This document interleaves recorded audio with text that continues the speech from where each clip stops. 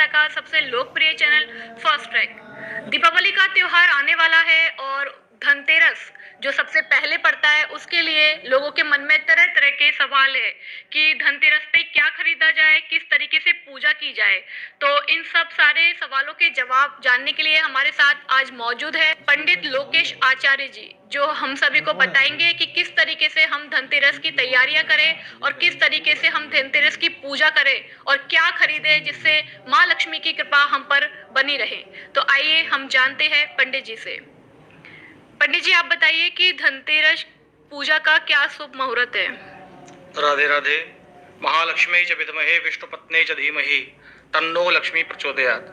आप सभी को और आपके दर्शकों को दीपावली की हार्दिक शुभकामनाएं। दीपावली का ये जो पर्व है उससे अधिकांशतया एक दिन बीच में छोड़ करके और धनतेरस को मनाते हैं। धन त्रयोदशी वाले दिन भगवान धनवंतरी, एक बार देवासुर संग्राम हुआ था, देवताओं का असुरों का युद्ध हुआ था, तो उसमें से रत्न निकले थे। तो धन त्रयोदशी को वैद्य रूप में धन्वंतरी जी महाराज एक अमृत का कलश लेकर के बाहर आए थे। उन्हीं के नाम पर ये धन त्रयोदशी या धनतेरस हम लोग मनाते हैं। पंडित जी, लोगों के मन में काफी सवाल होते हैं कि धनतेरस पर हम सोना खरीदे, चांदी खरीदे या हम बर्तन खरीदे, तो क्या धनतेरस पे खरीदना शुभ होता है? आप हमारे दर्शकों को बताइए। देखिए, वैसे तो राशि के अनुसार अगर हम कुछ खरीदते हैं तो वो शुभ होता है, अन्यथा सबसे अच्छी बात तो ये है कि इस दिन झाड़ू जरूर खरीदें। इस दिन खरीदी गई झाड़ू से यदि हम सफाई करते हैं तो पूरे वर्ष तक लक्ष्मी माँ की कृपा हम पर बनी रहती है, ऐसा माना जाता है। शास्त्रों के अनुसार अनुभव में भी ऐसा आया है, कई लोगों से हमने इस बात को कहा है तो उन लोगों ने ये अनुभव में लिया है कि इस दिन झाड़ू जरूर खरीदनी चाहिए। पंडित जी, कुछ लोगों को धनतेरस की पूजा का पता नहीं है कि धनतेरस की पूजा किस तरीके से की जानी चाहिए। सभी लोगों को दीपावली की पूजा का महत्व पता है, धनतेरस की पूजा किस तरीके से करनी चाहिए और इसका क्या महत्व है, ये आप हमें बताइए। देखिए, जैसा कि धन्वंतरी भगवान की जयंती है तो इस दिन श्री धन्वंतरी भगवान की भी पूजा करनी चाहिए, जिससे कि रोग ना आए, क्योंकि वो वैद्य हैं। और दूसरा कि इस दिन कुबेर यंत्र और श्री यंत्र की स्थापना की जाती है, बहुत कम लोगों को पता है। हम लोग केवल ये जानते हैं कि दीपावली के दिन लक्ष्मी जी की पूजा करनी चाहिए, लेकिन उन जो लक्ष्मी जी की हम पूजा करते हैं उनकी स्थापना हमें धन त्रयोदशी में कर देनी चाहिए, ताकि वो 5 दिवसीय जो पर्व है उसको हम पूर्ण रूप से मना सकें।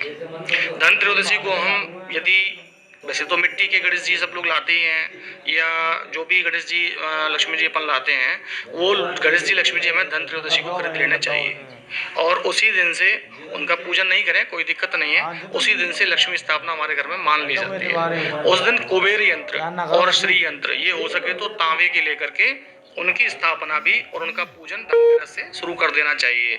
और दीपावली से अगली जो दौज आती है, जिसे भाई दूज भी कहते हैं, तब तक उनकी 5 दिन पूजा की जाए तो पूरे वर्ष लक्ष्मी जी हमारे यहाँ विराजमान रहती हैं। तो मुख्य रूप से कुबेर यंत्र और श्री यंत्र की स्थापना ही धन त्रयोदशी, और घर में दीपक जलाने से धन त्रयोदशी के दिन सायंकाल आंगन में, घर के बाहर यदि हम दीपक जलाते हैं तो वह दीपक भी हमारे दीपावली के पर्व को प्रारंभ करने का एक शुभ सूचक माना जाता है। पंडित जी, आप हमारे दर्शकों को बताइए कि धनतेरस की पूजा करने का शुभ मुहूर्त क्या है, मतलब किस समय हमें ना धनतेरस की पूजा करनी चाहिए। देखिए, इस बार विशेष ये है कि अनेक वर्षों के बाद दीपावली से बिल्कुल एक दिन पहले, ठीक एक दिन पहले हम हमेशा छोटी दीपावली मनाते आए हैं, जो कि इस बार धन त्रयोदशी के रूप में परिवर्तित हो गई है। जबकि छोटी दीपावली से भी एक दिन पहले धनतेरस मनाई जाती थी। इस बार किन्हीं कारणों की वजह से, जिसमें कुछ तिथि का भी कारण आ रहा है, सायंकाल, क्योंकि जो दीपावली है वो दीपावली रात्रिकालीन पर्व है। इंडिया पाकिस्तान बॉर्डर बस 2-3 हफ्तों में बनाया गया, जल्दबाजी में बनाए गए इस बॉर्डर पर जो दीपावली है वो दीपावली रात्रिकालीन पर्व है, और ये जो पर्व होता है वो तिथि के अनुसार ही मनाया जाता है, इसलिए वह दीपावली 24 तारीख को मनाई जा रही है। किंतु 25 तारीख को सूर्य ग्रहण भी है, इसलिए दीपावली तो 24 को ही मनानी पड़ेगी। प्रदोष व्यापिनी जो त्रयोदशी होती है उसे हम धन त्रयोदशी कहते हैं। वो त्रयोदशी 22 को भी है और 23 को भी है। जब 2 त्रयोदशी एक साथ पड़ती हैं तो दूसरे दिन यानी कि बाद वाली जो त्रयोदशी होती है उस दिन धनतेरस मनाना चाहिए, ऐसा शास्त्रों में कहा गया है। तो इसी वजह से, किन्हीं कारणों से ये तिथियां एक साथ पड़ने की वजह से दीपावली के ठीक एक दिन पहले धन त्रयोदशी मनाई जा रही है। पंडित जी, आपने बताया कि छोटी दिवाली के बारे में, तो आप हमारे दर्शकों को बताइए कि छोटी दिवाली की पूजा किस विशेष तरीके से करनी चाहिए और इस पूजा करने का शुभ मुहूर्त क्या है, और मतलब इस पूजा में क्या क्या विधि विधान से करना चाहिए। देखिए, इसमें क्या है कि जो छोटी दीपावली नाम का कोई त्योहार हमारे शास्त्रों में नहीं है, लेकिन दीपावली से ठीक एक दिन पहले कुछ दीपदान किया जाता है तो हम उसको छोटी दीपावली कहते हैं। तो दरअसल क्या है कि जो धन त्रयोदशी है उस दिन यम दीप दानम नाम का एक पर्व मनाया जाता है, जो यमराज के लिए दीपदान किया जाता है। और हमारे तीर्थराज मुचकुंड में भी इसको अच्छे रूप से मनाया जाता है, उसमें दीपदान किए जाते हैं। या हम किसी नदी किनारे जहाँ भी रहते हैं, वहाँ आसपास नदी हो, कोई तालाब हो, कोई जल का स्थान हो, वहाँ हम दीपदान कर सकते हैं, दीपक जला करके जल में छोड़ते हैं। वो यमराज के लिए यम दीपदान के नाम से जाना जाता है। उसी को हम कई बार छोटी दीपावली, क्योंकि इसमें भी दीपक आ रहे हैं, दीपावली का मतलब होता है दीपकों की पंक्ति, जो दीपों की लाइन लगाई जाती है उसी को हम दीपावली कहते हैं। तो ये दीपावली जो होती है एक रूप से जल में मनाई जाती है। तो यम दीप दान भी धन त्रयोदशी वाले दिन ही हो रहा है। वैसे अगर माना जाए तो छोटी दीपावली वाले दिन ही है, क्योंकि चतुर्दशी को छोटी दीपावली मनाई जाती है और सायंकाल में अमावस्या लगने से उसी दिन बड़ी दीपावली है। तो छोटी दीपावली और बड़ी दीपावली एक ही दिन है। धन त्रयोदशी को दीपदान होगा तो अपन छोटी दीपावली उसको कह सकते हैं हम लोग कि वह धन त्रयोदशी वाले दिन ही है। और उसका जो शुभ मुहूर्त है, ये एक विशेष बात है कि धनतेरस को शुभ मुहूर्त क्या है। जैसे किसी को खरीदारी करनी है या कोई भी वाहन लेना है या दीपक ही जलाने हैं, तो उसके लिए जो शुभ मुहूर्त है वो वैसे तो उस दिन 2:33 से दोपहर में एक अमृत सिद्धि नाम का योग लग रहा है, और सुबह 6 बजे से ही 6:30 बजे के लगभग से ही सर्वार सिद्धि योग से काम हो रहा है। तो सर्वार सिद्धि योग सुबह 6:30 बजे लग जाएगा और अमृत सिद्धि योग लगेगा 2:30 बजे से।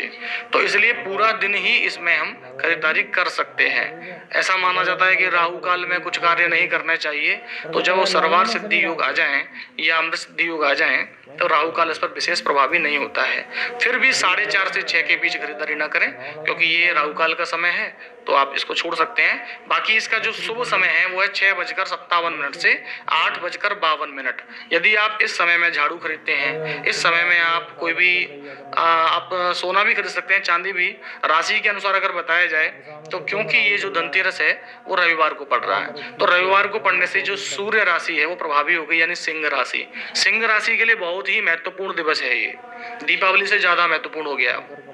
तो सिंह राशि वाले दिन बहुत थोड़ी मात्रा में भी अगर सोना खरीदते हैं तो उनके लिए बहुत अच्छा होता है। उसके बाद में जो अन्य राशि हैं, तो जैसे मेष राशि है और वृश्चिक राशि है, वे लोग इस दिन एक चीज खरीदते हैं, तांबे की।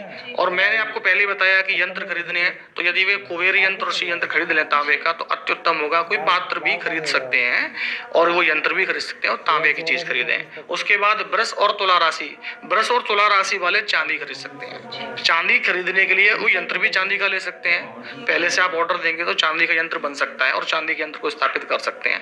या कोई भी पात्र हम चांदी का या कोई आभूषण महिलाएं खरीद सकती हैं, वो उनके लिए बहुत शुभ होगा। उसके बाद में मिथुन और कन्या राशि वाले, इनको कांसे का कोई पात्र खरीदना चाहिए। कांसा खरीदने से और उसको पूरे वर्ष तक यूज करें। अब कई बार हम क्या करते हैं, धनतेरस को कोई चीज खरीदते हैं, उसका प्रयोग नहीं करते हैं, उसका प्रयोग हमें करना चाहिए। यानी हमने यंत्र लिया, उसका पूजन करें पूरे वर्ष तक, या फिर हमने कोई पात्र लिया, हम उसका भी पूजन मतलब पूजा में रख सकते हैं उसको, या अपने जल पीने के लिए अन्य उस प्रयोगों में ले सकते हैं, जिससे कि हमारा शारीरिक और मानसिक संतुलन भी सही बना रहे। तो हम इस कार्य को भी कर सकते हैं, तो कांसे का पात्र ले सकते हैं। उसके बाद में कर्क राशि वाले भी चांदी खरीदें, क्योंकि चंद्रमा का प्रभाव उस पर रहता है। सिंह राशि का मैंने बताया कि सिंह राशि वालों को तो स्वर्ण ही खरीदना है, भले थोड़ा सा खरीदें, वो बहुत ज्यादा रहेगा। यदि स्वर्ण खरीदने लायक नहीं है कोई किसी परिस्थितिवश कारणवश, तो वे तांबा खरीद सकते हैं। उसके बाद में हमारे पास जो राशियां बचती हैं, जैसे धनु राशि है, तो धनु राशि और मीन राशि, ये दोनों राशि वाले या तो पीतल का कोई पात्र खरीद लें ये सोना खरीद लें, उनके लिए बहुत श्रेष्ठ रहेगा। पीतल का पात्र भी खरीद सकते हैं, सोना भी खरीद सकते हैं। उसके बाद मकर और कुंभ, विशेष रूप से इस समय कुंभ राशि पर 7.5 भी चल रहा है और मैं समझता हूँ कुंभ राशि थोड़ा सा कहीं ना कहीं मानसिक तनाव में है, तो वे लोग इस बार किसी भी लोहा ना खरीदें। कई बार क्या है, हम लोग सोचते हैं हमारी तो राशि शनि की है तो लोहा हमें फायदा करेगा, तो लोहा ना खरीदें। इस बार उनको स्वर्ण ही खरीदना है। स्वर्ण खरीदने से क्या है, उनको सूर्य प्रभावी करना है, तो सूर्य प्रभाव होने से उन पर, अगर वो स्वर्ण नहीं कर सकते तो उसके अभाव में तांबे का कोई पात्र है, यंत्र है, वो स्थापित कर सकते हैं। तो इस बार इन राशियों के हिसाब से यदि आप खरीदते हैं, मैंने जो राशियां बताई हैं उसमें 12 राशि होती हैं। 12 राशियों में जितने भी लोग आते हैं वे सभी झाड़ू जरूर खरीदें, क्योंकि झाड़ू खरीदने से ही सर्वश्रेष्ठ फल धनत्रयोदशी के हमको प्राप्त होते हैं। जी, ये थे हमारे साथ पंडित जी आचार्य लोकेश जी, और मैं आशा करती हूँ कि आपको इनके द्वारा दी हुई जानकारी से काफ़ी लाभ मिले, और इसी के साथ आप सभी को और आपके पूरे परिवार को धनतेरस की हार्दिक शुभकामनाएं।